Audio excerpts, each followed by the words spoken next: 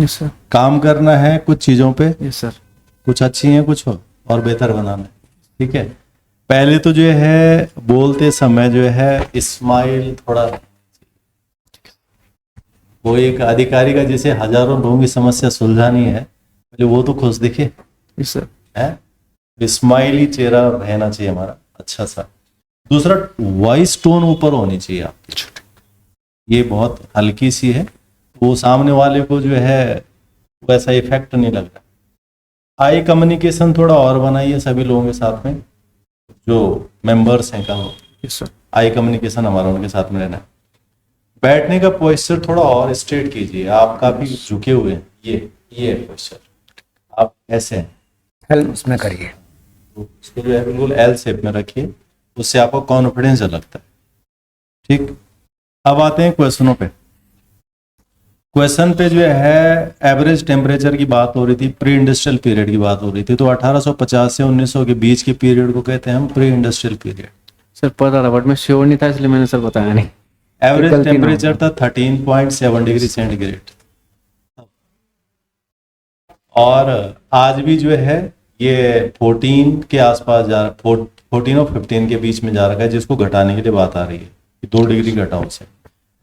जो रिलेशनशिप वाला क्वेश्चन था ना, ये हमने इसलिए पूछा था कि अभी जो है राजनाथ सिंह जी ने जो है एलबीएस में पूछा है ऐसे क्वेश्चन, और एक जवाब नहीं दे पाया 600 में से। 600 लोग बैठे हुए थे, यस सर। एक जवाब। बट ये क्वेश्चन कुछ भी नहीं था, बहुत सिंपल था। तुम्हारे पिताजी की बहन यानी तुम्हारी बुआ या फूफा, फूफा का अकेला बेटा यानी तुम्हारा भाई, भाई की अकेली बहन यानी उसकी बहन, और वो भी तुम्हें क्या बोलेगी, भाई बोले। सिर्फ 4 रिलेशन थे, बट ये डिपेंड करता है कि तुम कितने ध्यान से सुन सर रहे हो। वो बीच में ना कनेक्शन कट गया, वो एक पॉइंट पर ना वो स्किप हो गया, फिर वो तो ये चीजें ये एक्सपेक्ट करते हैं। अच्छा, उसके बाद जो है धराली सिचुएशन था, उसको आपको हैंडल करना था, और आप कह रहे हैं कि मैं मैन पावर उस पर जो है काम कर चुका हूँ, या उस पर। होता क्या है कि आप 2 लोग हैं, उस जगह पे आपदा आ गई है, उस जगह पर जो है हो सकता है कि वो उस आपदा में कुछ बच गए हों और जो है कम प्रभावित है। आप सबसे पहले उन्हीं का यूज करेंगे ना, आप मैन पावर यूज करने की बात दिखा रहे हैं, तो पहले आप ये देखिए ना कि वहां पर जो ठीक ठाक लोग हैं, मैं उन्हें जो है साथ में लूंगा, उन्हें बताऊंगा ये करना पड़ेगा, क्योंकि टेलीफोन कम्युनिकेशन खत्म हो गया है, एम्बुलेंस नहीं आ सकती है। तो आप रिसोर्स को यूज तो दिखाइए, पहले मैन पावर को यूज तो दिखाइए। तो आपने वो विषय लाए नहीं है, आपको पहले वो बताना पड़ेगा ना कि वहां पर कितने लोग जो है ठीक है। हो सकता है आपको 15-20 मिल जाए, आप 15-20 का यूज करना दिखाओ ना, तब बाकी चीजें आप कर पाएंगे। आप अकेले जो है योद्धा की तरह कह रहे हैं कि मैं ये कर डालूंगा वो कर डालूंगा, नहीं हो सकता। तो वो है मैन पावर का यूज, रिसोर्स का यूज करने की बात दिखानी हो। उसके अलावा अगर आप जो है अपने विभाग के ब्रांड एम्बेसडर बनकर आप किसी ऐसी कम्युनिटी से बात कर रहे हैं, तो पहले आप वर्कआउट करेंगे ना कम्युनिटी के बारे में, तो कम्युनिटी क्या है, उनकी लैंग्वेज क्या है, मेरी भाषा क्या है, और उसके हिसाब से आप पहले से प्लान करके तब जाएंगे उनके पास अपनी बात को रखने के लिए। ये दिखा रहा है कि आप प्रशासनिक रूप से तैयार कितना दिख रहे हैं। आप सीधे कह रहे हैं कि मैं जो है वहां जो है 2 भाषी को ले आऊं, पहले बताओ ना, बताना पड़ेगा ना कि मैं इस पे काम करूंगा। अच्छा, उसके अलावा जो है ये जो ये भुवन जियो पोर्टल था, जियो मनरेगा था, इसमें आजकल सरकार मॉनिटरिंग कर रही है। मॉनिटरिंग का मतलब ग्राउंड में हुआ भी है कुछ काम या नहीं हुआ है। जैसे जो प्रधानमंत्री आवास योजना है, घर बना भी नहीं बना है, तो ये एक तरह का मॉनिटरिंग है, और या जो गलती हो रही है या जो लूप होल्स आ रहे हैं उनको खत्म करने का एक तरीका है। जैसे डीबीटीएल है ना, तो डीबीटीएल से डायरेक्ट जो है हमने बेनिफिशियरी को ढूंढ लिया, इससे भी हम डायरेक्ट बेनिफिशियरी को ढूंढ रहे हैं, यानी बीच की जो एक गैप खत्म, तो वहां से चीजें सीधे है। उसके अलावा एसडीएम के रूप में 3 प्राथमिकताएं, तो आप प्राथमिकताएं सीधे बता रहे हो, पहले आपको यही पता नहीं कि मैं एसडीएम बना कहाँ का हूँ, आप पहले जो है ये तो देखिए मैं बना कहाँ का हूँ, उसके बाद बताओ ना कि मैं पहले जिस जगह पर मैं पोस्टिंग होगी मैं वहां देखूंगा, फिर उसके बाद मैं वहां की समस्याओं को महसूस करूंगा, फिर उसके बाद मैं देखूंगा मेरे पास रिसोर्सेज क्या है, मैन पावर क्या है, और कानूनी रूप से मैं उसमें क्या कर सकता हूँ। भाई इतने से पता लग जाता है कि आप कर सकते हैं, बट आप सीधे एक्शन में आ रहे हैं। जैसे मतलब ये पूछा गया था क्वेश्चन कि आपकी प्राथमिकताएं क्या होगी? हाँ, तो प्राथमिकता में आपको जहां पर भी आप देहरादून में एसडीएम की प्राथमिकता और पिथौरागढ़ में तो एक नहीं हो सकती है ना। हाँ। तो हमें पता कैसे लगेगा कि तुम जो कर क्या रहे हो, तुम तो सीधे गिना रहे हो। पहले आप ये बताइए नहीं कि मैं ये देखूंगा मैं जहां पर जा रहा हूं मेरी पोस्टिंग है, समस्या क्या है, रिक्वायरमेंट क्या है, रिसोर्सेज क्या है और कानूनी रूप से संभव क्या है, उसके बाद गिनाइए अपनी बात। उसके अलावा G7 और ब्रिक्स, ये जो झगड़ा था कि G7 ब्रिक्स के आगे और ब्रिक्स इसके पीछे, दोनों आपस में कॉन्फ्लिक्ट में है, तो जो है इमैनुअल मैक्रो कह रहा है कि इन दोनों को पैरेलल चलना चाहिए और अपने अपनी चीजों पर हमें एक दूसरे की रिस्पेक्ट भी करनी चाहिए। मोनरो सिद्धांत क्या है कि जो है जब तुम्हारे लिए खतरा हो, कोई समस्या हो, तो तुम वहां पर क्या कर लो, अटैक कर लो। ये वहीं के राष्ट्रपति हैं पुराने, James Monroe, yes sir. America के 1823 में, तो उन्होंने दिया, तो उसी के बेस पे सारी चीजें चल रही हैं।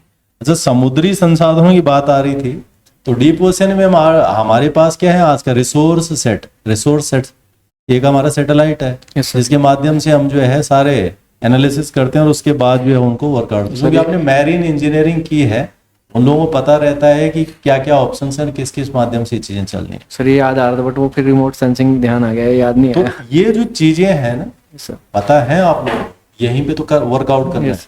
तो आप इन चीजों पे थोड़ा वर्कआउट करेंगे तो इफेक्टिव जवाब बनेंगे और हमारे लिए आसान हो जाएगा। ठीक है सर।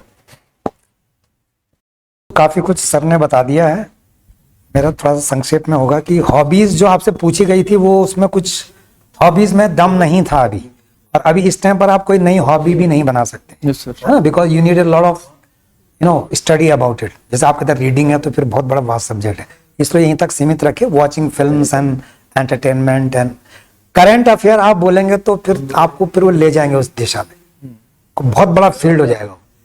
उसको सिंपल कटल करके रखे, वॉचिंग फिल्म्स एंड ऑल दोस, है ना। ठीक है। दूसरा मैंने करंट अफेयर पूछा था वर्ल्ड के, तो आपने बताया यूके के आजकल बहुत सारे करंट अफेयर है। आजकल पूरा फोकस अंकिता भंडारी पर है, लेकिन 4-5 आजकल एक और मुद्दा चल रहा है SIR। यस सर, SIR उस पर आप थोड़ा जानकारी बटोरिए उस पर, ठीक है ना। एंड ऑप्टिमम यूटिलाइजेशन आपने बता दिया था, ठीक है। वो मैंने कहा how to stop crime against women, सब कुछ आपने अच्छा बोला, लेकिन ये एक तरफा है। जो उसके शिकार है वुमेन, पहले तो वुमेन को ही जो है पहले अवेयरनेस होनी चाहिए। Yes sir. उनको खुद भी, that is women are to be awareness, to be given awareness first. आप अपने अधिकार, अपने राइट्स, अपनी चीजों को देखिए, ऐसी जगह मत जाइए, ऐसी चीजें मत करिए, सब चीजें मत करिए। क्राइम आते तो 50% तभी बढ़ेंगे when the women are not aware. This is very very important. दो साइड हो गए ना, एक गवर्नमेंट हो गई, एक पब्लिक हो गई। पब्लिक को अवेयरनेस कौन देगा? सरकार तो कर रही है जो करना है, ठीक, उसका ध्यान रखें। Same question goes to animal man conflict में।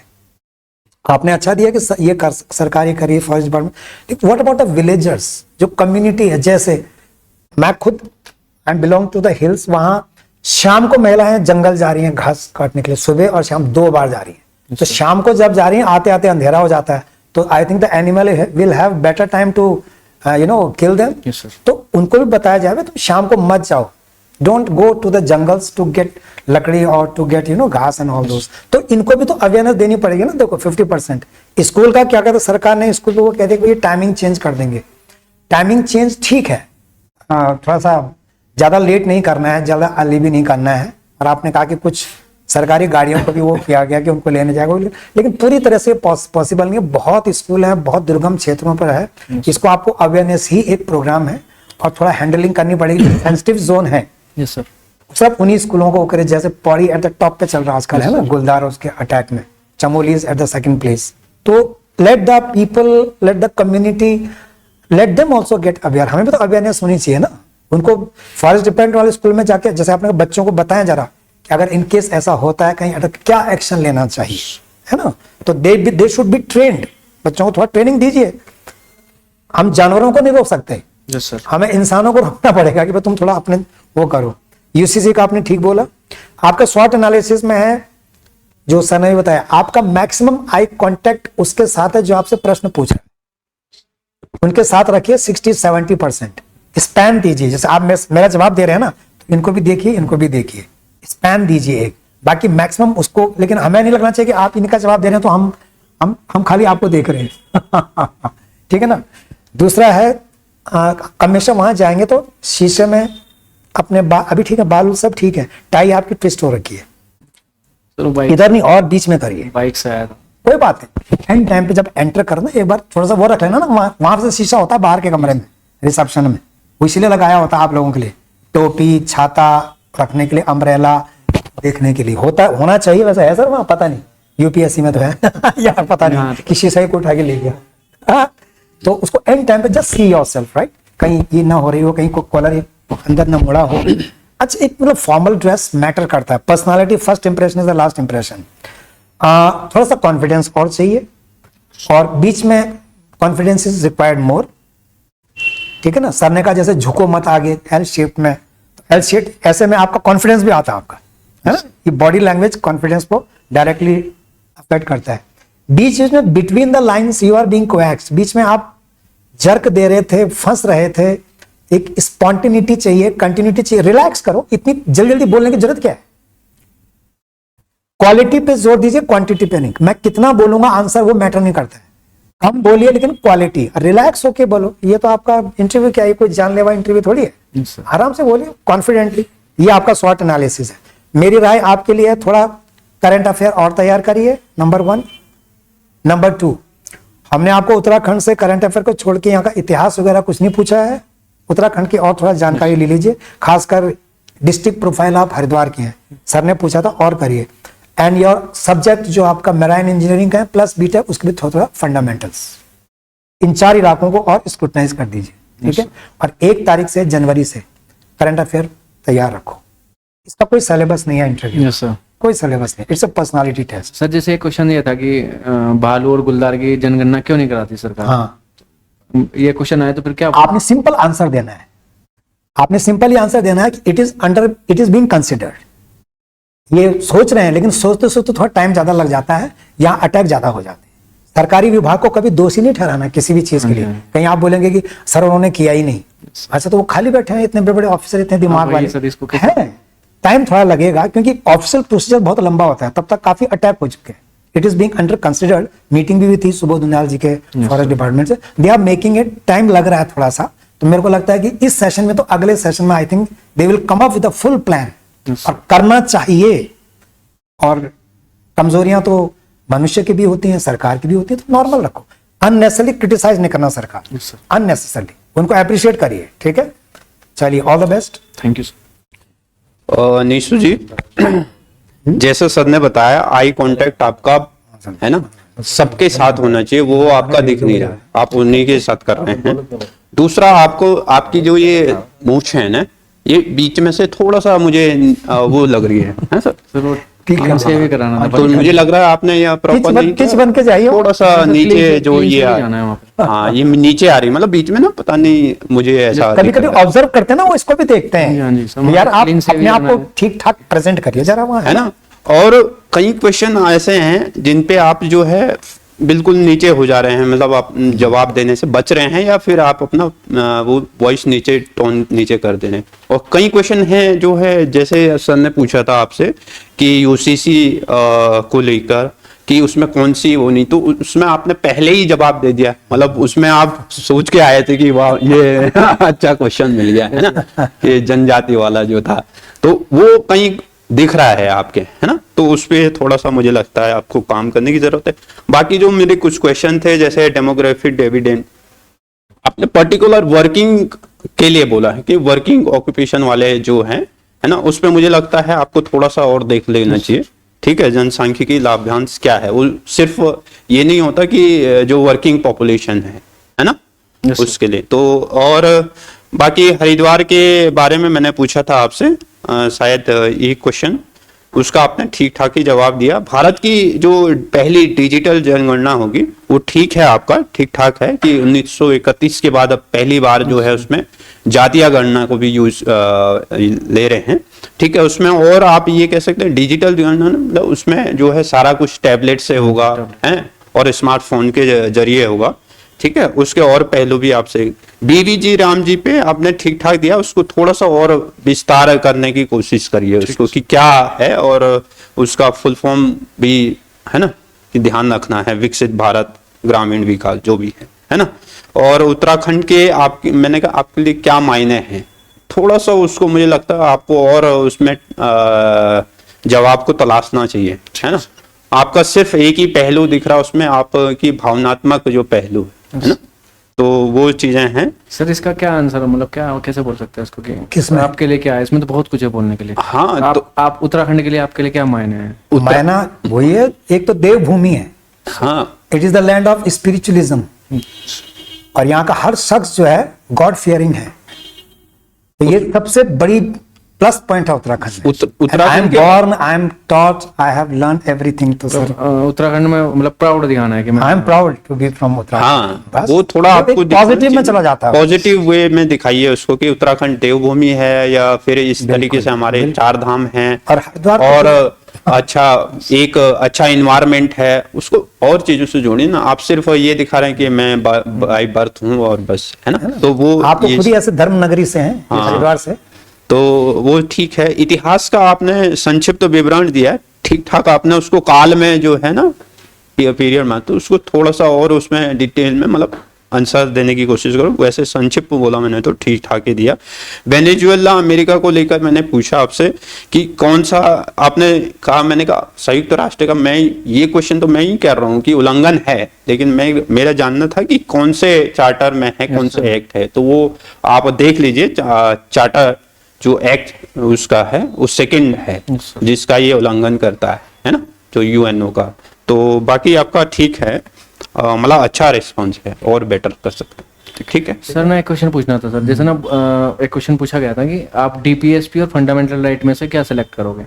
सर एज ए सिटीजन तो मैं फंडामेंटल राइट सेलेक्ट करूंगा, बट एज ए सिस्टम में आने के बाद सर मेरे को डीपीएसपी सेलेक्ट करना चाहिए, फंडामेंटल राइट सेलेक्ट करना चाहिए? क्योंकि सर मैं ये सोच पा रहा था कि डीपीएसपी अगर मैं सेलेक्ट करता हूँ अधिकारी एज ए नेता, तो सर मैं एक ब्रॉडर वे में मतलब जिसके लिए भी इम्प्लीमेंट करूंगा, योजना बनाऊंगा या क्रियान्वित करूंगा, तो ज़्यादा लोगों तक लाभ पहुंचेगा सर। देखो ऐसा है, उस पे आप अपना रोल किस तरह से लाते हैं, चीजें दोनों के लिए प्लस है। बट जब एज अ एम्प्लॉय है, यस सर। एक नौकरी में है और आप लोगों की सेवा के लिए, तो सेवा के पर्सपेक्टिव में आप कहेंगे कि अधिकार तो मेरे पास नागरिक के रूप में है ही, पर वहां पर ज्यादा जिम्मेदारियां आपकी लोगों को काम करने के लिए आ गई। Yes sir. तो फिर जो है डायरेक्टिव प्रिंसिपल का रोल उसमें बढ़ के आ जाता है। बट जस्टिफाई वो क्वेश्चन के हिसाब से करना है। बट जब आप एक जॉब में आएंगे तो निश्चित रूप से है सरकार कर क्या रही है, इम्प्लीमेंट कर रही है। Yes sir. अधिकार तो लोगों के पास ऑलरेडी है, पर जब आप सरकार आते हैं तो सरकार का मतलब है कि उसे जनता के लिए करना है। जनता के लिए क्या करना है वो कहाँ दे रखा है, डीपीएसपी। तो डीपीएसपी में आप अपनी भूमिका वहां निकाल सकते। सर जैसे मतलब क्वेश्चन पूछा सिंपली कि आप डीपीएसपी और फंडामेंटल राइट में से क्या select करोगे? तो मैं पूछ सकता हूँ कि सर मैं एज ए सिटीजन बताऊँ या एज ए मतलब तो वही तो आप लोग एज ए सिटीजन ही बताना आपने ना। आप सिटीजन के रूप में बताएंगे, सरकार के रूप में, परंतु जब आप सेवा के अंदर आ रहे हैं तब आप कह सकते हैं कि हाँ वो जो जिम्मेदारियां और बढ़ जाती हैं अधिकारों के साथ। अधिकार तो नागरिक के पास भी है, जिम्मेदारी देने का या सेवा करने की जिम्मेदारी किसके पास देखो आती है? उसमें ऐसा है कि फंडामेंटल राइट क्या है कि जस्टिसेबल राइट है, ठीक है ना, उसको तो कर्टेल नहीं करना है, एक्सेप्ट राइट टू प्रॉपर्टी अटायर एक बार। डायरेक्टिव प्रिंसिपल स्टेट पॉलिसी और fundamental duties are non justiciable. अब ये आपने कहा कि अगर वो कहेंगे कि आप किसको वो करेंगे, प्रायोरिटी देंगे, फंडामेंटल राइट के साथ कोई कंडीशन नहीं है, वो तो अधिकार, मौलिक अधिकार है। Directive principle state policy as it is बहुत बेहतरीन है, उसमें काफी अमेंडमेंट रहे हैं, जहां पर हमें लगा कि वो इंप्लीमेंट नहीं हो पा रहे हैं, अमेंडमेंट किया ना, तो दे आर, अगर properly implemented they are equally good. UCC 46 से लटका हुआ था, अब जाके किया ना, वो रिक्वायरमेंट रही थी ना, तो वो भी अच्छा है। तीनों सेक्टर अच्छे हैं, क्योंकि अगर इन तीनों को हम जस्टिसेबल कर देंगे तो फिर आधा तो डिसॉल्व हो गया कॉन्स्टिट्यूशन के जो प्रोविजन है। अच्छा है, बस इंप्लीमेंटेशन फुल फ्लैश्ड होना चाहिए। वो इंप्लीमेंटेशन इसलिए नहीं होता कि स्टेट कहते हैं हमारे पास पर्याप्त रिसोर्सेज नहीं है, हम कैसे सबको रोजगार देंगे, सबको ये कैसे करेंगे, तो वो तो स्टेट का भी काम है ना। Accountability lies on the state also, सब कुछ we can not depend on the centre. तो ये सर एज इट इज बहुत अच्छा है, और कहीं भी कुछ कमजोरियां होती है तो अमेंडमेंट होता है ना उसमें। इवन फंडामेंटल राइट में अमेंडमेंट हो गया है। सर एक क्वेश्चन होता है सर, जैसे सिंपली पूछते यस और नो बताओ कि गैरसैन होना चाहिए कि नहीं होना चाहिए, या फिर ये यस और नो क्या होना चाहिए किसमें? गैरसैन परमानेंट हाँ बिल्कुल बिल्कुल होनी चाहिए। तो सर हमको सिर्फ